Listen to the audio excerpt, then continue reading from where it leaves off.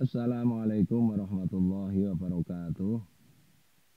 Alhamdulillahirabbil alamin wal aqibatu lil muttaqin wala udwana illa 'alal zalimin. Asyhadu an la ilaha illallah wahdahu la syarikalah al malikul haqqul mubin wa asyhadu anna Muhammadan 'abduhu wa rasuluhu shadiqul wa'dil amin. Allahumma sholli wa sallim wa barik ala sayyidina Muhammadin wa ala alihi wa sahbihi ajma'in. Subhanaka la ilma lana illa ma 'allamtana innaka antal alimul hakim. Wala haula wala quwata illa billahil aliyil azim. Melanjutkan kemarin tentang kejelekan orang yang memperolok-olok orang lain. Bahkan sebenarnya orang yang memperolok-olok orang lain itu yang pertama dia jelas sudah jeleknya karena memperolok orang lain. Karena bisa jadi orang yang diperolok-olok itu lebih baik dari orang yang mengolok-olok atau lebih baik dari kita.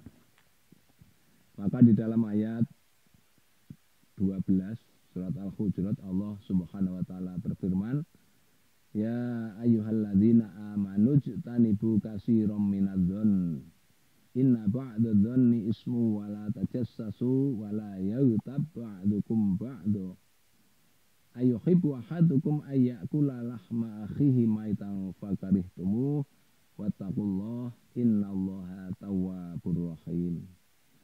Wahai orang-orang yang beriman, jauhilah olehmu banyaknya persangkaan atau buruk sangka, karena inna ba'dadh-dhonni ismun, sesungguhnya sebagian dari sakwa sangka itu adalah dosa. Wala tajassasu, dan janganlah kamu mencari-cari kesalahan orang lain. Wala yaghtab ba'dukum ba'du, dan janganlah kamu menggunjing sebagian kamu dengan sebagian yang lain. Ayuhibbu ahadukum ayyakula lahma akhihi maitan fakarihtum. Apakah salah satu di antara kamu suka apabila kamu makan daging saudaranya yang telah mati? Fakarihtumu, maka kamu pasti akan jijik. Wattaqullah, dan bertakwalah kepada Allah. Innallaha tawwabur rahim, sesungguhnya Allah Maha penerima taubat dan Maha penyayang. Hadirin jamaah pengajian rahimakumullah. Yang perlu saya garis bawahi di sini ini adalah tentang jeleknya orang yang menggunjing. Perumpamaan orang yang menggunjing itu sangat keji. Maka di sini disebutkan wala yaghtab ba'dukum ba'du. Kalau tidak salah dalam kitab tafsir Al-Qasimi disebutkan ketika menafsirkan ayat ini, beliau menyebutkan ada 5 stressing, khamsu mubalaghatin. Ada 5 stressing. Kenapa ayat ini begitu menusuk atau begitu pentingnya untuk dijauhi dari ngerasani ini atau ghibah. Itu ghibah itu adalah menggunjing, atau bahasa Jawanya itu ngerasani. Ini karena ngerasani itu sebuah perbuatan yang sebenarnya sangat dilarang karena ayat ini jelas sekali. Tetapi bagaimana kita sangat sulit untuk menghindari yang namanya ngerasani itu. Ini memang perbuatan yang sangat sulit. Bahkan kadang-kadang terasa bahasa guyonnya itu terasa nikmat ya ketika kita ngerasani orang lain. Nah, ini. Maka apakah 5 stressing tadi? Jadi di sini disebutkan wala yaghtab ba'dukum ba'du, dan janganlah sebagian kamu menggunjing sebagian yang lain. Al-Qasimi menyebutkan ayuhibbu ahadukum ayyakula lahma akhihi maitan fakarihtumu. Dalam penggalan ayat ini beliau menafsirkan ini ada 5 penekanan. Yang pertama adalah bentuk kalimat berupa pertanyaan, yaitu ayuhibbu, apakah salah satu di antara kamu suka. Jadi bentuk pertanyaan yang jawabannya pasti, ini banyak bentuk ayat-ayat seperti ini dalam Al-Quran itu banyak. Jadi sebenarnya tidak perlu jawaban, tetapi dibuat seakan-akan bertanya. Ini penekanan yang pertama. Jadi itu sudah pasti jawabannya iya. Tetapi karena ini untuk menekankan, maka dalam bentuknya ayat ini adalah ada harful istifham, yaitu a. Ayuhibbu ahadukum. Apakah salah satu di antara kamu suka? Itu yang pertama. Kemudian Al-Qasimi menggarisbawahi yang pertama adalah penyandaran ayat ini pada lafadz ahadukum. Ayuhibbu ahadukum. Jadi tidak diringkas menjadi atuhibbuna. Apakah kamu sekalian suka? Tetapi disebutkan dengan ayuhibbu ahadukum. Tentu Allah Subhanahu wa taala mempunyai maksud yang lain, maka di dalam tafsir itu disebutkan ini salah satu stressingnya, yaitu ayuhibbu ahadukum. Ada isnadu lafzi ahad di dalam ayat ini. Jadi apakah salah satu di antara kamu, padahal itu bisa saja apakah kamu sekalian suka, tapi dikatakan apakah salah satu di antara kamu. Ini stressing yang kedua.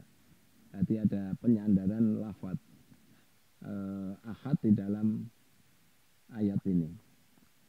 Kemudian stressing yang ketiga adalah ayuhibbu ahadukum ayyakula lahma akhihi.